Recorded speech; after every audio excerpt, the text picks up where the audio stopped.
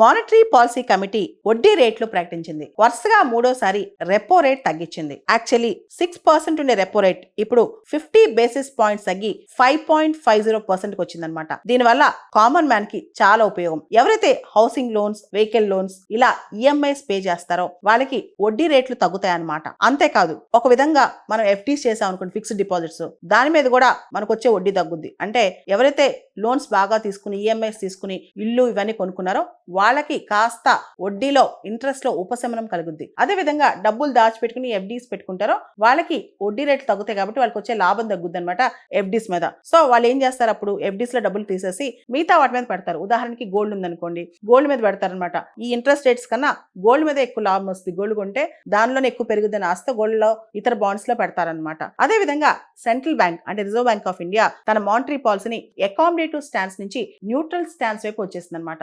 అసలు ఏంటి స్టాన్స్ అంటే, ఇప్పుడు వరకు కూడా అంటే చాలా అన్సర్టనిటీస్. ఓ పక్క లాస్ట్ 3 సంవత్సరాలుగా రష్యా ఉక్రెయిన్ యుద్ధం కావచ్చు, ఇజ్రాయెల్ హమాస్ వార్ కావచ్చు, ఇంటర్నేషనల్ గా వస్తున్న అన్సర్టనిటీస్ కావచ్చు, తర్వాత డొనాల్డ్ ట్రంప్ గెలిచిన తర్వాత టారిఫ్స్ కావచ్చు, అండ్ రీసెంట్ గా జరిగిన పహల్గామ్ టెర్రర్ అటాక్స్ కావచ్చు, వీటన్నిటితో పాటు ప్రపంచ వ్యాప్తంగా రెసెషన్ వస్తుందేమో ఒక భయం కావచ్చు. వీటన్నిటితో ఇన్ఫ్లేషన్ పెరగకుండా ఇన్ఫ్లేషన్ తగ్గించి ఉంచడానికి చాలా జాగ్రత్తగా ఎకానమీ మొత్తం ఒక అకామిడేటివ్ స్టాండ్ లో రేట్లు పెంచకుండా చాలా జాగ్రత్తగా ఆర్బీఐ ముందుకెళ్ళిందనమాట.